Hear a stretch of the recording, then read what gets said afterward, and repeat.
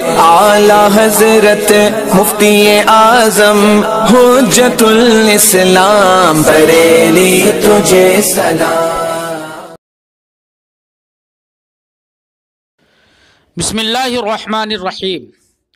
وعلی هذه الاصول يتفرع ما ذکر فی الفتاوی من انه اذا اعتقد الحرام حلالا فان كانت حرمته لعينه وقد ثبت بدلیل قطعی يكفر والا فلا الى آخر العبارہ۔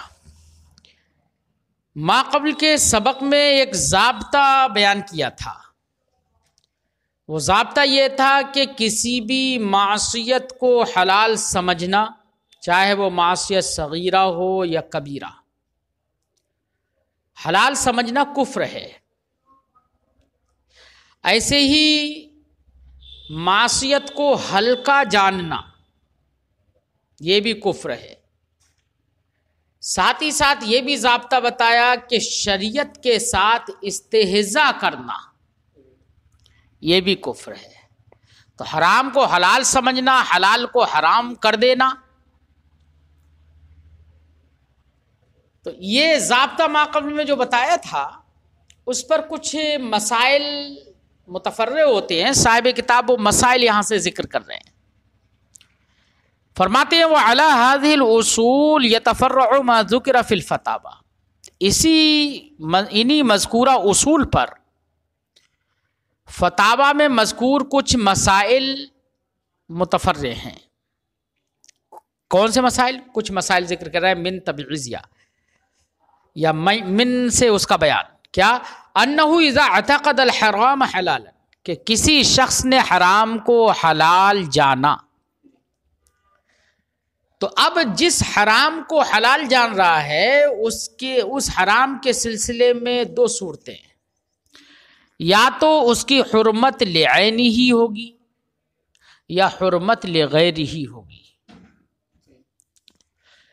حرمت لعینہ ہی ہو تو اس کی بھی دو صورتیں، یا تو اس کا ثبوت دلیل قطعی سے ہوگا یا ثبوت دلیل قطعی سے نہیں ہوگا۔ اگر حرمت لعینہ ہی ہو اور اس حرمت کا ثبوت دلیل قطعی سے ہو تو علماء فرماتے ہیں کہ ایسے حرام کو حلال جاننا یہ کفر ہے۔ حرام کو حلال جاننا کفر ہے۔ اور اگر حرمت لغیر ہی ہے یا دلیل ظنی سے حرمت ثابت ہے تو ایسے حرام کو حلال جاننا کفر نہیں ہوگا، لیکن فسق ضرور ہوگا۔ کیا ہوگا؟ فسق ہوگا، فجور ہوگا، اللہ کی طاعت سے نکلنا ہوگا۔ حرمت لعین ہی ہو، اس کی مثال جیسے کہ شراب حرام ہے، مردار کا کھانا حرام ہے بلا ضرورت، تو ان کی حرمت لعین ہی ہے، یعنی حرمت انہی کی ذات میں ہے، قباحت انہی کی ذات میں ہے۔ لہذا اب اگر کسی شخص نے شراب کو حرام نہ جان کر کے حلال جانا، یا مردار کے کھانے کو حلال جانا، تو اس کی تکفیر کی جائے گی۔ اور اگر حرمت لعین ہی نہیں ہے، لغیر ہی ہے، غیر کی وجہ سے حرمت آئی ہے، فی نفسی ہی، اس کے اندر کوئی قباحت نہیں ہے، جیسے کہ حالت حیض میں بیوی سے وطی کرنا،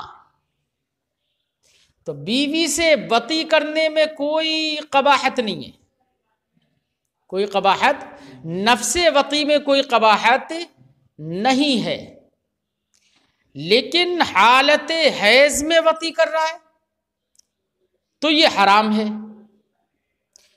حرمت یہاں پر وطی کی ذات میں نہیں، بلکہ حرمت ہے اس گندگی کی وجہ سے.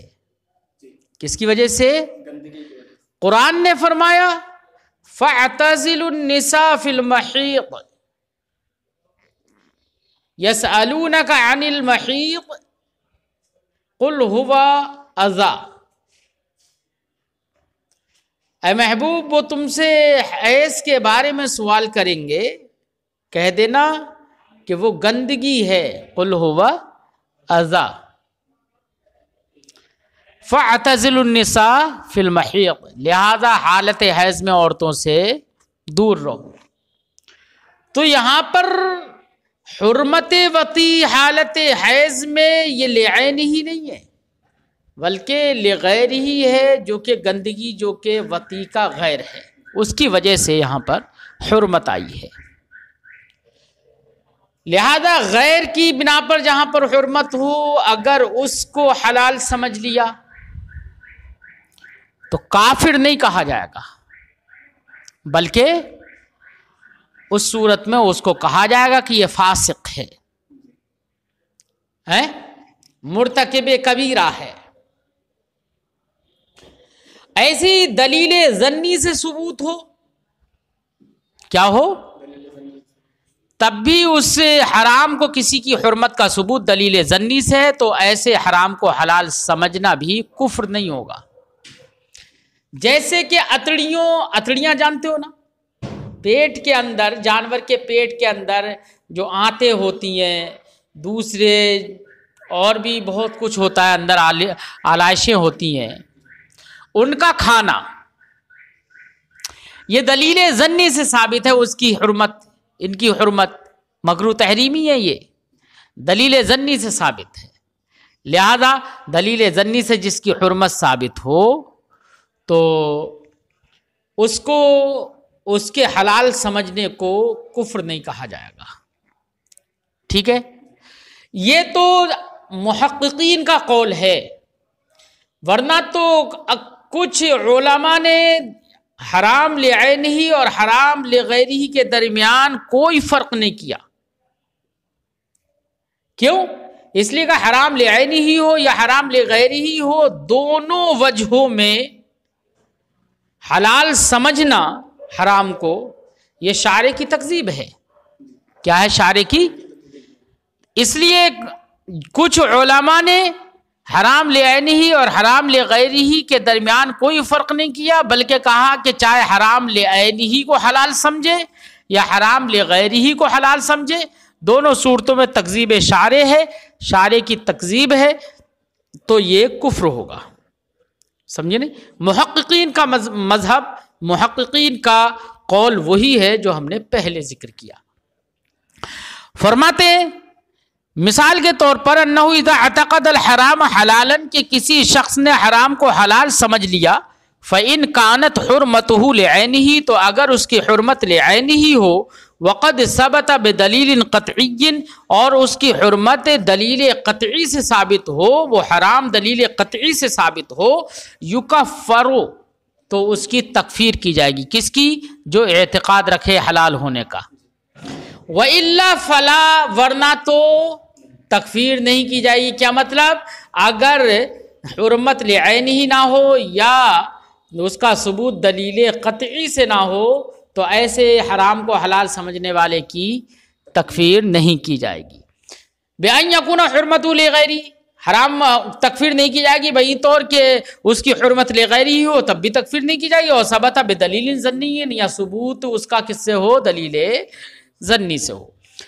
وَبَعْضُهُمْ لَمْ يُفَرِّقْ، اور کچھ علماء نے تفریق نہیں کی بین الحرام لعینہ و لغیرہ، حرام لعینہ و حرام لغیرہ کے درمیان. کیوں؟ انہوں نے کہا کہ دونوں صورتوں میں تکذیب شارع ہے، اس لیے تکفیر کی جائے گی. فقال، تو بعض لوگوں نے کوئی فرق نہیں کیا، تو انہوں نے حرام لعینہ کا بھی وہی حکم دیا اور حرام لغیرہ کا بھی وہی حکم دیا. اسی لیے انہوں نے کہا کیا؟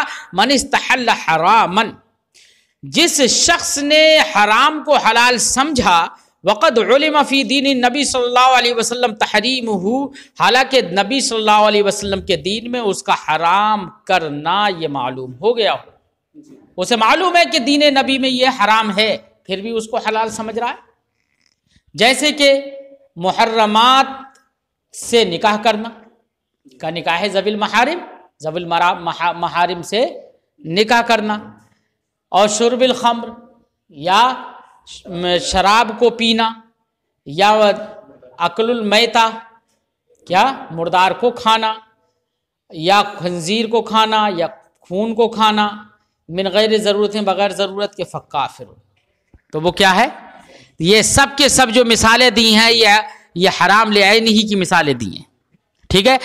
وفعل هذه الاشیاء بدون الاستحلال فسق، اور ان علماء نے کہا کہ ان اشیاء کا کرنا بغیر استحلال کے، بغیر حلال سمجھے اگر کر رہا ہے تو یہ فسق ہے. اب ومن استحل شرب النبیذ الی ان یسکر، یہ اس کی مثال دے رہے ہیں کہ جو حرام لغیر ہی ہے. کس کی؟ لہذا کسی شخص نے نبیذ کے پینے کو حلال سمجھا، مطلقاً نبیذ نہیں، مطلقاً نبیذ تو حلال ہے، لیکن اس نبیذ کو پینے کو حلال سمجھا جو نبیذ مسکر ہو چکی ہے،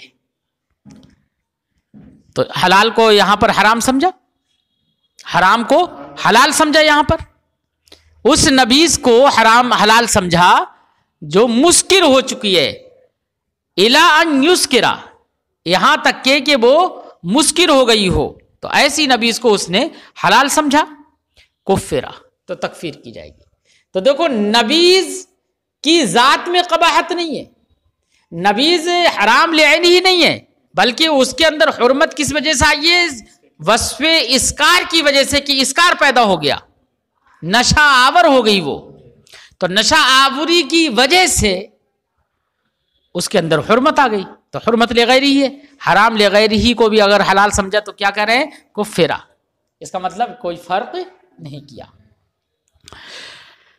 وَأَمَّا لَوْ قَالَ لِحَرَامٍ، اور اگر کسی شخص نے کسی حرام چیز کے لیے کہا، کیا کہا؟ هَذَا حَلَالٌ، ہے حرام، وہ جانتا ہے کہ حرام ہے، لیکن دیکھ رہے ہیں نا بازاروں میں لوگ اپنے سامان کو بیچنے کے لیے، اپنی فیکٹری کو کے پروڈکٹ کو عام کرنے کے لیے لگا دیتے ہیں ٹیگ، چاہے اس میں سور کی چربی ہو یا کوئی حرام چیز ہو، کچھ بھی ہو، لیکن ٹیگ لگا دیتے ہیں کہ حلال ہے. کیا ہے؟ حلال ہے. تو یہاں پر اپنی تجارت کو بڑھانے کے لیے اس نے حلال کا ٹیگ لگا دیا اس پر. تو اگر کوئی مسلمان ایسا کرتا ہے تو اس کا کیا حکم ہوگا؟ فرماتے ہیں وَأَمَّا لَوْ قَالَ لِحَرَامٍ، اگر کسی شخص نے حرام چیز کے لیے کہا هَذَا حَلَالٌ، یہ حلال ہے، لِتَرْوِيجِ السِّلْعَةِ، لیکن اس نے حرام کو حلال کیوں کہا؟ کس لیے کہا؟ اپنی تجارت کو بڑھاوا دینے کے لیے، رائج کرنے کے لیے، اور بحکم الجہل، یا جانتا ہی نہیں تھا کہ یہ حلال ہے، یہ حرام ہے، یہی نہیں جانتا تھا، تو اس نے حلال کہہ دیا. لا یکفر، تو اس کی تکفیر نہیں کی جائے گی. حرام کو حلال کہہ رہا ہے، لیکن اس کا یہ معلوم ہے کہ یہ حرام ہے، حلال نہیں ہے، لیکن وجہ سے، غرض آخر کی وجہ سے کہہ رہا ہے کہ تاکہ بک جائے، ہے نا، یا جانتا ہی نہیں تھا کہ یہ حرام ہے تو حلال کہہ دیا. تو فرماتے ہیں کہ یہاں پر یہ عذر رہے گا اس کا اور مقبول ہوگا، لہذا اس کی تکفیر نہیں کی جائے گی. وَأَمَّا وَلَوْ تَمَنَّا أَلَّا يَكُونَ الْخَمْرُ حَرَامًا، اور اگر کسی شخص نے یہ تمنا کر لی، کیا؟ کاش شراب حرام نہیں ہوتی، شراب حرام نہیں ہوتی، یہ تمنا کر لی. اولا یکون صوم رمضان فرضا، یا یہ تمنا کر لی کاش رمضان کا روزہ فرض نہیں ہوتا. اگر شراب حرام نہیں ہوتی، حلال نہیں ہوتی، وہ شراب حرام اگر نہیں ہوتی تو لذت ملتی مجھے، یہ تو سوچ رہا ہے نا، سکون ملتا. رمضان کے روزے اگر فرض نہیں ہوتے تو سکون سے کھاتا پیتا رہتا، یہ مشقت و پریشانی نہیں آتی مجھ پر، ہے جو مشقت روزہ رکھنے میں جو تکلیف ہے وہ سب مجھے جھیلنا نہیں پڑتی. تو اس لیے تمنا کر رہا ہے کاش شراب حلال ہوتی، حرام نہیں ہوتی، کاش رمضان کا روزہ فرض نہیں ہوتا. تو یہ تمنا کرنا کیسا ہوگا؟ تو فرماتے ہیں ایسی صورت میں تکفیر نہیں کی جائے گی. کیوں؟ اس لیے کہ نفس شراب کی حلال ہونے کا خواہش مند نہیں ہے، بلکہ خواہش اس کو جو ہو رہی ہے وہ اس وجہ سے ہو رہی ہے تاکہ لذت ملے اس سے. یا رمضان کے روزے کے نہ فرض نہ ہونے کی جو تمنا کر رہا ہے کہ کاش فرض نہیں ہوتا، تو اس لیے نہیں کہ نفس روزے میں کوئی قباحت سمجھ رہا ہے، بلکہ کس لیے؟ اس پہ جو پریشانی گزر رہی ہے نا، اس پریشانی کے پیش نظر کرا ہے. اس لیے فرماتے ہیں لا یکفر، تکفیر نہیں کی جائے گی، لیکن ایسا کہنا گناہ ہے اور حرام ہے، سخت حرام ہے. فرماتے ہیں بخلاف ما اذا تمنا اللہ یحرم الزنا، برخلاف اس کے کہ جب تمنا کی کسی نے اس بات کی کہ زنا حرام نہ ہوتا، اللہ یحرم الزنا، زنا حرام، کاش زنا حرام نہیں ہوتا. تو زنا تو دیکھو حرام لعینی ہی ہے نا، کیا ہے؟ حرام. اب اس کی حلت کی تمنا کر رہا ہے تو اب تکفیر کی جائے گی. کیا کی جائے گی؟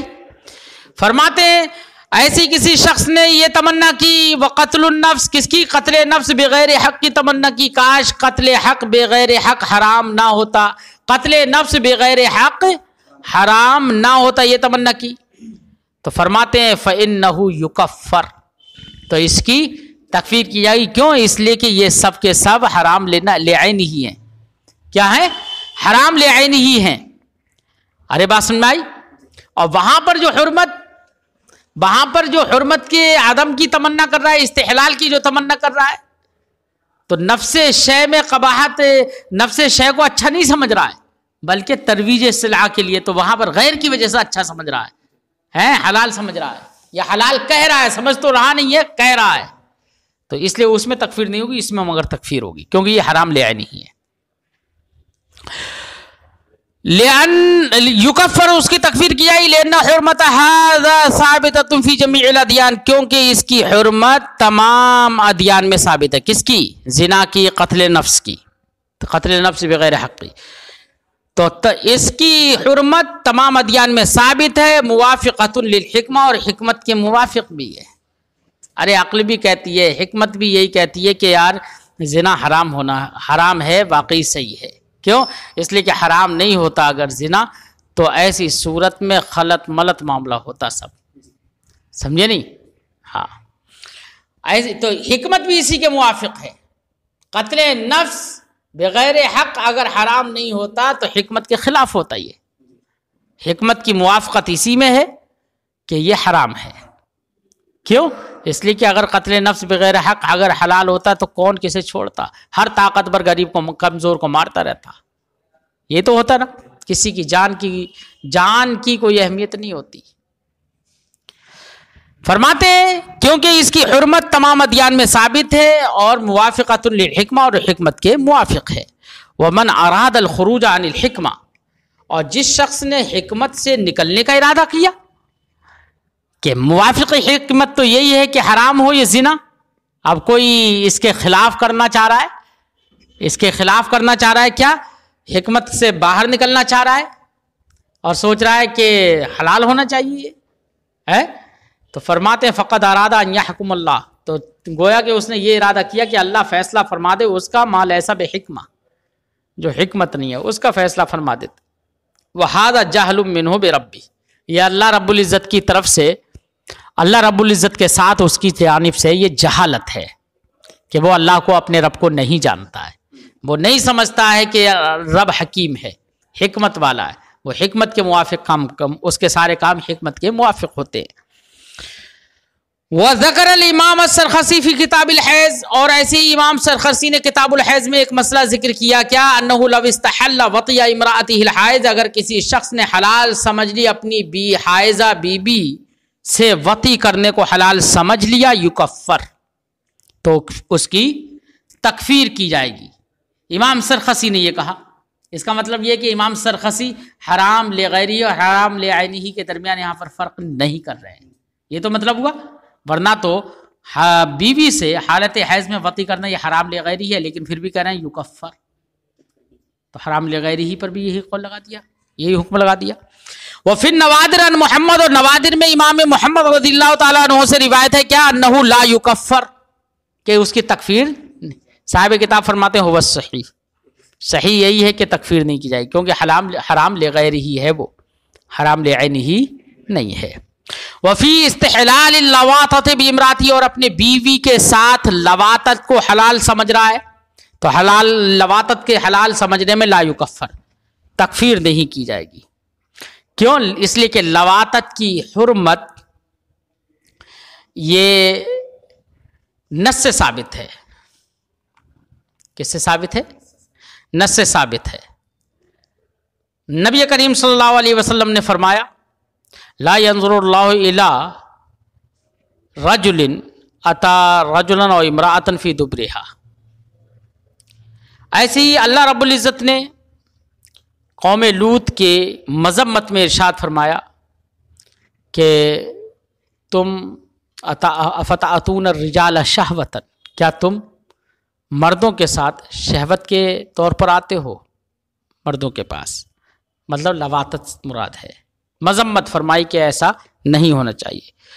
لیکن تو یہاں پر حرمت جو ہے لواطت کی، صحیح قول یہ ہے کہ لا یکفر، تکفیر نہیں کی جائے گی، اور ایک قول یہ بھی ہے علماء کا کہ تکفیر کی جائے گی ہے۔ وَمَنْ وَصَفَ اللَّهَ تَعَالَى بِمَا لَا يَلِيقُ بِهِ، ایسے کسی شخص نے اللہ کی صفت بیان کی ایسی جو اللہ کے لائق نہیں تھی، اور سخر بِاسْمٍ مِّنْ اسمائی، آپ اس کے اسما میں سے کسی اسم کے ساتھ مذاق اڑایا ہے، اور بِأَمْرٍ مِّنْ عَوَامِرِ، اور یا اس کے عوامر میں سے کسی امر کا مذاق اڑایا، اور انکر وعدہ اور وعیدہ، یا اس کے وعدہ یا کسی وعید کا انکار کیا، یکفر، تو اس کی تکفیر کی جائے گی۔ کیوں؟ اس لیے کہ اس نے حرام کو حلال، حلال کو حرام جانا، اس لیے تکفیر کی جا رہی ہے۔ وَقَذَا لَوْ تَمَنَّا أَلَّا يَكُونَ نَبِيٌّ مِّنَ الْأَنْبِيَاءِ عَلَىٰ قَصْدِ اسْتِخْفَافٍ أَوْ عَدَاوَةٍ، یا ایسی کسی شخص نے تمنا کی کاش کوئی انبیاء میں سے کوئی نبی نہیں ہوتا، کوئی نبی ہی نہیں ہوتا، اور یہ تمنا جو کر رہا ہے کیا؟ عَلَىٰ قَصْدِ اسْتِخْفَاف، ہلکے کا قصد کرتے ہوئے کہ اس کو ہلکا سمجھ رہا ہے، خفت سمجھ رہا ہے، یا عداوت کے طور پر کہہ رہا ہے کاش کوئی نبی ہی نہیں ہوتا ہے، تو عداوت کے طور پر یا استخفاف یا توہین کے طور پر اگر کسی نے یہ تمنا کی ایسی تو اس کی تکفیر کی جائے گی۔ وَقَذَا لَوْ ضَحِكَ عَلَى وَجْهِ الرِّضَا، ایسی کوئی شخص خوشی کے طور پر ہنسا، کس پر؟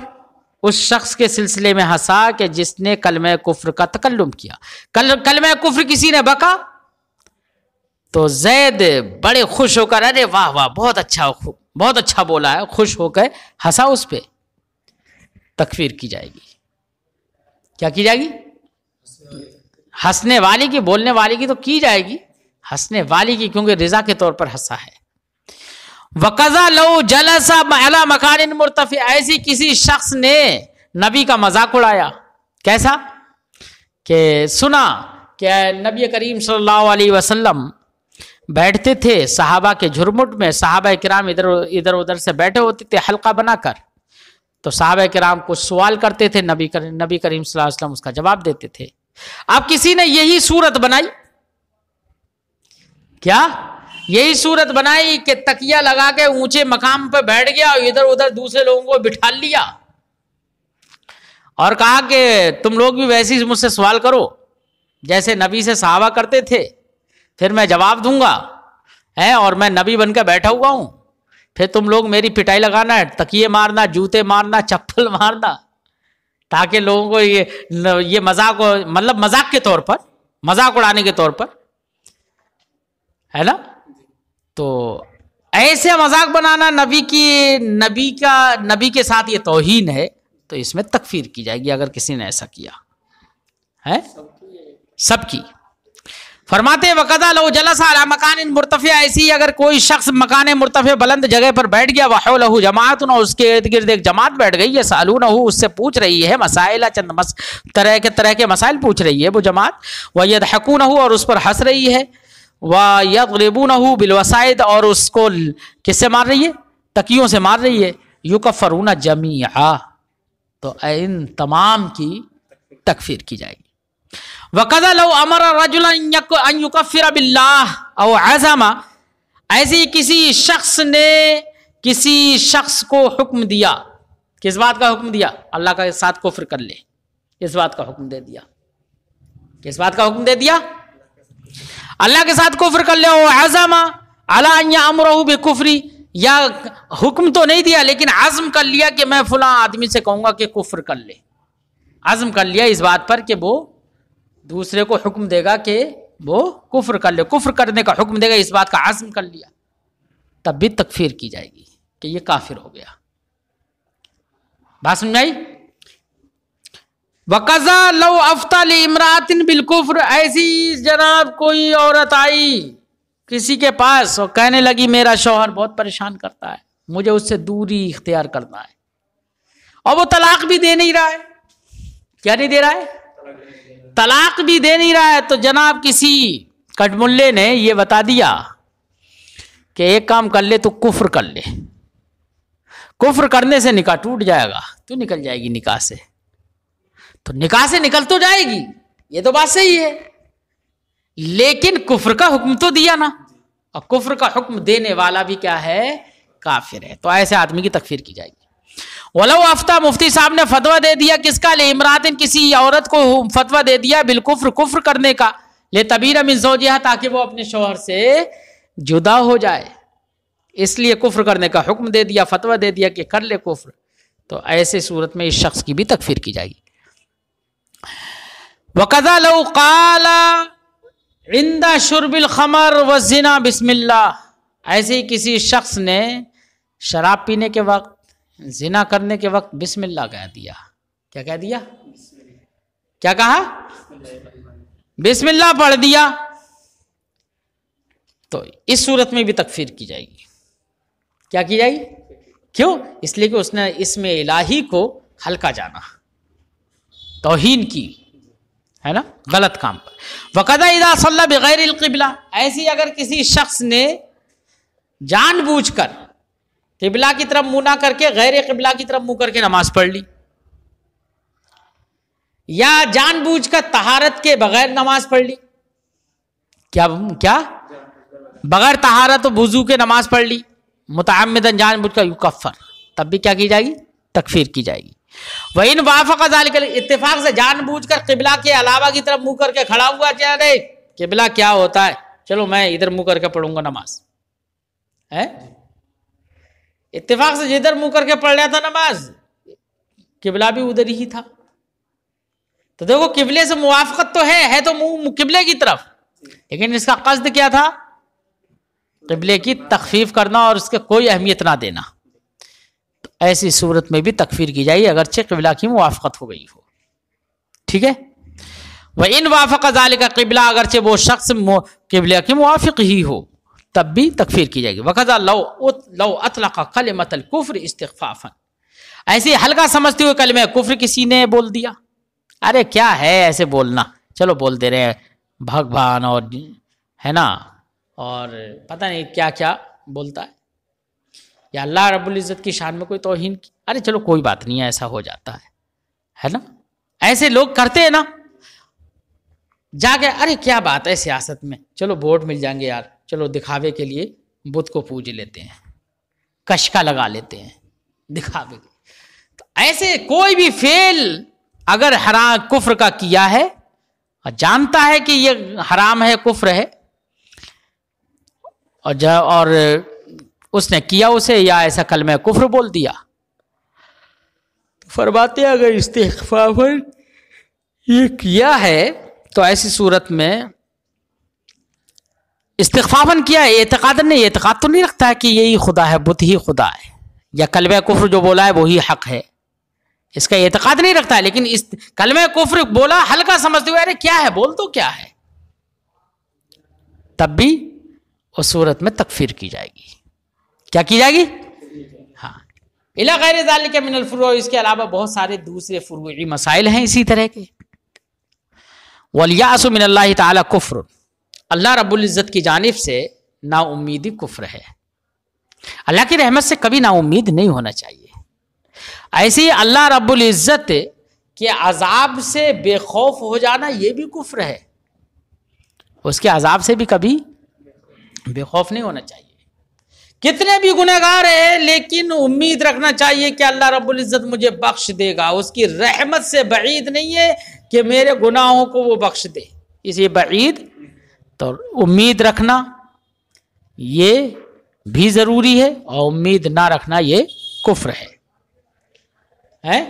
ایسے ہی اللہ کے عذاب سے بے خوف ہو جانا, نہیں ڈرنا, یہ بھی کفر ہے. فرماتے ہیں وَالْيَأْسُ مِنَ اللَّهِ تَعَالَى كُفْرٌ, اللہ رب العزت کی رحمت سے نا امید ہو جانا یہ کفر ہے. لِأَنَّهُ لَا يَيْأَسُ مِن رَوْحِ اللَّهِ إِلَّا الْقَوْمُ الْكَافِرُونَ, کیونکہ اللہ کی رحمت سے مایوس نہیں ہوتا ہی ہے مگر کافر قوم. وَالْأَمْنُ مِنَ اللَّهِ تَعَالَى كُفْرٌ, اللہ کی طرف سے مامون ہو جانا, بے خوف ہو جانا یہ بھی کفر ہے. لِأَنَّهُ لَا يَأْمَنُ مِن مَكْرِ اللَّهِ إِلَّا الْقَوْمُ الْخَاسِرُونَ, کیونکہ اللہ کی تدبیروں سے بے خوف نہیں ہوتا ہے مگر خاسر و گھاٹے والی قوم. فَإِنْ قِيلَ, اگر اعتراض کیا جائے الجزم بأن العاصی يكون في النار يأس من اللہ, اس بات کا جزم کے ساتھ یہ بات کہہ دینا کہ جو گنہگار ہے وہ جہنم میں جائے گا, تو جہنم میں جائے گا یقینی طور پر, اس بات کا جزم کر لینا, تو اس کا مطلب یہ ہے کہ جب یقین ہے کہ وہ جہنم ہی میں جائے گا تو اللہ کی رحمت سے مایوس ہونا ہے نہیں ہے نا. ایسی گناہ کبیرہ کسی شخص نے, ایسے ہی نیکوکار ہے کوئی شخص اچھے کام کیا ہے, اس کا جزم کر لینا اس بات کا کہ وہ جنت میں جائے گا, تو اللہ کے عذاب سے بے خوف ہو جانا ہے یہ, تب تو یہ دونوں صورتوں میں کافر ہو, چاہے موتی ہو تب بھی کافر ہو جائے گا. کیوں؟ اس لیے کہ اس کو یقین ہو جائے گا کہ اللہ تعالیٰ مجھے بخش دے گا, مجھے عذاب نہیں دے گا, تو اللہ کے عذاب سے بے خوف ہونا ہے یہاں. یا کتنے ہی گنہگار ہے اور اگر یہ کہہ دیا جائے کہ گنہگار ہے تو جہنم میں یقینی جائے گا, تو یقینی طور پر یہ کہہ دینا یہ بھی کیا ہے, اللہ کی رحمت سے مایوس ہونا ہے. جیسے کہ معتزلہ کا کہنا ہے کہ جو نیک بندے ہیں ان کو تو اللہ تعالیٰ جنت ہی میں دیکھیں اور داخل فرمائے گا, جنت میں داخل کرنا اللہ پر واجب ہے, اور جو برے ہیں ان کو سزا دینا, جہنم میں داخل کرنا یہ اللہ پر واجب ہے. تو اب یہ کسی صورت میں بھی اعتراض کرنے والا کہتا ہے کہ کسی صورت میں بھی یہ مومن نہیں رہے گا, ہر صورت میں کافر ہوگا. موتی ہوگا تب بھی کافر ہو جائے گا. کیوں؟ اس لیے کہ وہ اس سے یقین ہوگا کہ وہ جنت ہی میں جائے گا, اور نافرمان ہوگا تب بھی کافر ہو جائے گا کیونکہ وہ اس سے یقین ہوگا کہ وہ جہنم ہی میں جائے گا, تو مایوس ہو جائے گا رحمت سے. تو رحمت سے مایوس ہونا اور اللہ کے عذاب سے بے خوف ہونا یہ دونوں کفر ہیں, تو چاہے متی ہو یا عاصی ہو, ہر صورت میں وہ کافر ہو جائے گا.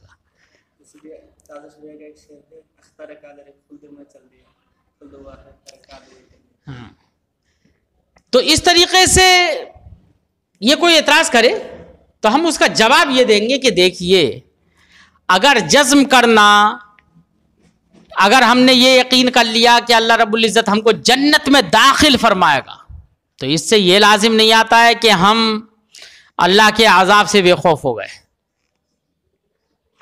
اللہ کے عذاب سے, ارے ہمیں معلوم ہے کہ ہم اچھے کام کریں گے تو اس کا بدلہ ہے جنت, ساتھ ہی ساتھ کتنی وعیدیں بھی ہیں, تو ان وعیدوں کے پیش نظر کبھی یہ جزم نہیں ہو سکتا ہے کہ یار اللہ رب العزت ہم کو سزا نہیں دے گا.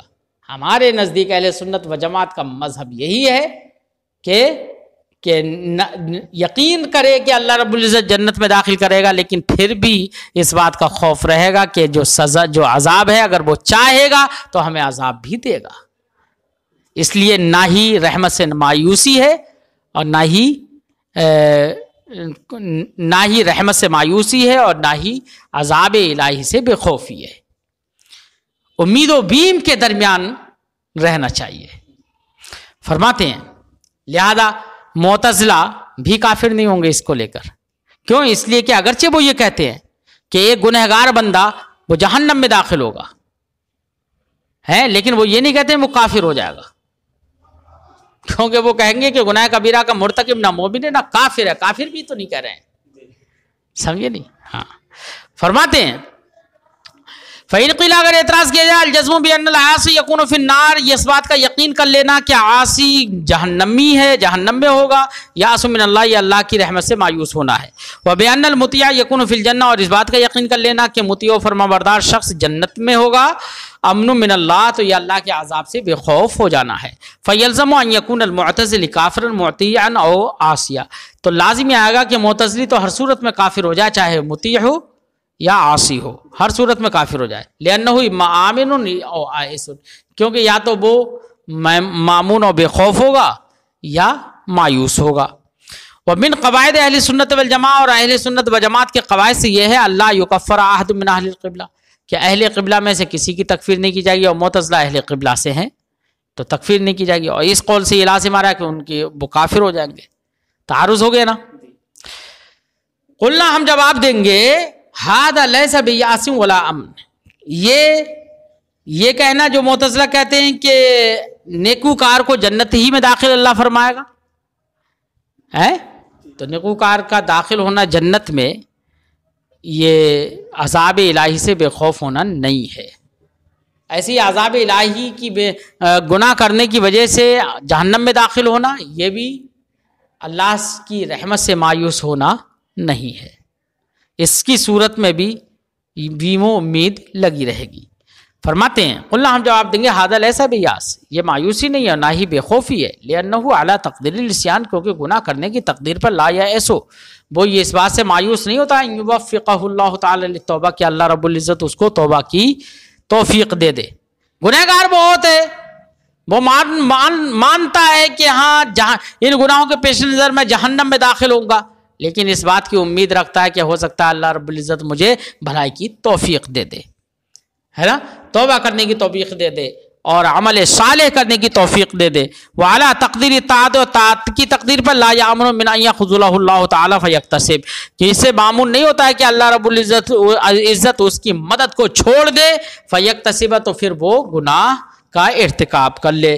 وبہذا یظہر الجواب، اور ہماری اسی تقریر سے جواب ظاہر ہو جاتا ہے اس کا جو اعتراض کیا گیا، کیا ان المعتزلی اذا ارتکب کبیرۃ، کہ کسی معتزلی نے جب گناہ کبیرہ کا ارتکاب کر لیا، لازم، تو لازم ہے ان یصیر کافرا، کہ وہ کافر ہو جائے، کیوں گناہ کبیرہ کا ارتکاب کر لیا، اور ان کے نزدیک گناہ کبیرہ سے ارتکاب کرنے والا شخص مومن نہیں رہتا ہے نا، کیا نہیں رہتا ہے، مومن نہیں رہتا ہے، تو لازم ہے کہ وہ کافر ہو جائے، کیوں، اس لیے کہ جب مومن نہیں رہا تو اس کی اللہ کی رحمت سے امید بھی اسے نہیں رہی، تو وہ مایوس ہو گیا رحمت سے، جب اور رحمت سے مایوس ہونے والا کافر ہے تو گناہ کبیرہ کرنے والا شخص کیا ہو جائے گا، معتزلی کافر ہو جائے گا، یہ لازم آ رہا ہے۔ فرماتے ہیں ایسے ہی اگر اعتراض کیا جائے کہ جب کسی معتزلی نے گناہ کبیرہ کا ارتکاب کیا تو اس سے لازم آئے گا کہ وہ کافر ہو جائے، لیاس من رحمت اللہ، کیونکہ وہ اللہ کی رحمت سے مایوس ہوتا ہے، ولی اعتقادی، اور ساتھ ہی ساتھ وہ اس بات کا اعتقاد رکھتا ہے انہ لیس بمؤمن، کہ وہ شخص مومن نہیں ہے نا۔ تو اس کا بھی جواب معلوم ہو گیا، کیسے جواب اس طور سے ظاہر ہو گیا کہ انا لا نسلم، وہ اس طور سے کہ لأننا لا نسلم ان اعتقاد استحقاقہ النار، کہ ہمیں یہی بات تسلیم نہیں ہے کہ معتزلی جو اس بات کا اعتقاد کرتا ہے کہ وہ شخص گناہ کبیرہ کرنے والا جہنم کا مستحق ہے، اس کا اعتقاد رکھتا ہے، تو یہ ہمیں تسلیم نہیں کہ یستلزم الیأس، کہ یہ چیز، یہ اعتقاد رکھنا یأس اور نا امیدی کو واجب کرتی ہے، مستلزم ہے، یہ ہمیں تسلیم نہیں۔ وَإِنَّ اعتقاد عدم ایمانہ المفسر، اور اس بات کا اعتقاد کرنا کہ اس کے ایمان کا اعتقاد کرنا، عدم ایمان کا اعتقاد کرنا، عدم ایمان کا اعتقاد کرنے کا مطلب ایمان جس کی تفسیر کی گئی ہے تصدیق، اقرار اور اعمال سے، تینوں سے، ارے ان کے نزدیک کیا ہے ایمان، تینوں کے مجموعے کا نام، تو اب ایسی صورت میں ایمان کے عدم کا اعتقاد کوئی کر لے کہ ایمان نہیں ہے، کون سا ایمان نہیں ہے، یہ والا، بناء علی انتفاء الاعمال، اس بنا پر، بنا کرتے ہوئے اس بات پر کہ اعمال منتفی ہیں، کسی نے اچھے کام نہیں کیے تو ایمان منتفی ہو گیا، ایمان کا عدم ہو گیا ان کے نزدیک، تو کہہ رہے ہیں کہ ایسی صورت میں تو یہ کفر کو واجب کرے گا، کیوں، اس لیے کہ جب اس شخص نے اعمال چھوڑ دیے گناہ کبیرہ کرنے کی وجہ سے ان کے نزدیک وہ مومن رہا نہیں، جب مومن نہیں رہا تو کیا واجب کرے گا یہ کہ کافر ہو جائے، تو ہم کہیں گے کہ اس کا بھی جواب یہ معتزلانہ اگرچہ یہی بات کہیے، لیکن جواب یہ ہے کہ اس سے یہ لازم نہیں آتا ہے کہ اعمال اگر کسی شخص نے چھوڑ دیے ہیں انتفاع اعمال کی وجہ سے کفر لازم نہیں آئے گا، کفر واجب نہیں ہوگا۔ ہادہ، اس کو یاد کر لو صحیح سے، والجمع بین قولہم، ان سارے قولوں کے درمیان تطبیق کی صورت یہ ہے لا یکفر احد من اہل القبلہ، کہ اہل قبلہ جو یہ قول ہے نا، اہل قبلہ کی تکفیر نہیں کی جائے گی اس قول کے درمیان اور ان کے اس قول کے درمیان۔ یکفر من قال بخلق القرآن، اس کی تکفیر کی جائے گی جو خلق قرآن کا جس نے قول کیا، یا رویت کے محال ہونے کا جس نے قول کیا، اور سب شیخین، یا شیخین یعنی حضرت ابوبکر اور حضرت عمر فاروق رضی اللہ تعالی عنہما کو گالی دی، او لعنہما، یا ان دونوں کو لعنت کی، وامثال ذالک، اور ان تمام کی مثال، ان جیسی دوسری مثالیں، کہہ رہے ہیں کہ تطبیق دینا ان کے مابین مشکل، کیا ہے وامثال ذالک، اور اس جیسی دوسری بہت ساری مثالیں، تو ان کے درمیان تطبیق دینا مشکل امر ہے۔ کیوں مشکل امر کیوں ہے؟ اس لیے کہ ایک قول تو یہ ہے لا یکفر احد من اہل القبلہ، اہل قبلہ میں سے کسی کی تکفیر نہیں کی جائے، اور پھر ایسی صورت میں کوئی شخص تو ایک قول یہ ہے کہ کسی کی تکفیر نہیں کی جائے، تو اہل قبلہ میں سے کسی کی تکفیر نہیں کی جائے۔ اب کوئی اہل قبلہ میں سے کوئی شخص خلق قرآن کا قول کر لے کہ کلام اللہ مخلوق ہے، یا رویت کے محال ہونے کا قول کر لے، یا شیخین کو گالی دے دے یا ان کو لعنت کر دے، تو ایسی صورت میں یہ بھی اہل قبلہ سے ایک طرف ہے اہل قبلہ کی تکفیر نہیں کی جائے گی، اور دوسری طرف یہ ہے کہ اس کی تکفیر کی جائے گی جو ایسا کرے، تو تعارض ہو گیا نا۔ تو تطبیق کی صورت فرماتے ہیں ان اقوال کے درمیان تطبیق دینا مشکل، کیا ہے مشکل ہے، ٹھیک ہے نا، کیا ہے مشکل ہے، لیکن مشکل کچھ نہیں ہے۔ کیسے؟ اس لیے کہ یہ کہا جا سکتا ہے کہ جو تکفیر کا قول ہے وہ بعض فقہا کا قول ہے۔ کس کا قول ہے؟ اور محققین علماء جیسے کہ امام اعظم ابو حنیفہ ہیں، امام شافعی ہے وغیرہ، اور اشاعرہ و ماتریدیہ متکلمین ہیں، تو یہ حضرات اس کی تکفیر کے قائل نہیں ہیں۔ کیوں؟ ایسا اعتقاد رکھنے والا شخص اور ایسا کہنے والا شخص کی تکفیر نہیں کی جائے گی۔ کیوں؟ اس لیے کہ یہ بزرگان دین ایسے شخص کو دائرہ اسلام سے خارج نہیں کیا ہے انہوں نے، بلکہ ان کے ساتھ سارے مسلمانوں کے معاملات کیے ہیں۔ اس لیے محققین کا قول یہ ہے کہ تکفیر نہیں کی جائے گی، اور بعض لوگوں کا قول ہے تکفیر کی جائے گی۔ تو جنہوں نے یہ کہا کہ اہل قبلہ سے جو ہو اس کی تکفیر نہیں کی جائے گی، یہ محققین کا قول ہے، اور جنہوں نے یہ کہا کہ خلق قرآن کا جس نے قول کیا، یہ استحالہ رویت کا قول کیا، وہ اس کی تکفیر کی جائے، تو یہ بعض فقہا کا قول ہے۔ اگر ایک ہی شخص کے دونوں قول ہوتے تو تعارض ہوتا، تو تطبیق مشکل ہوتی۔ اب تو کوئی تطبیق مشکل نہیں ہے، وہ ان کا قول ہے، وہ ان کا قول ہے، ہر ایک کا قول الگ ہے، مذہب اپنا اپنا ہے، ٹھیک ہے نا۔ آج کی گفتگو یہیں پر ختم۔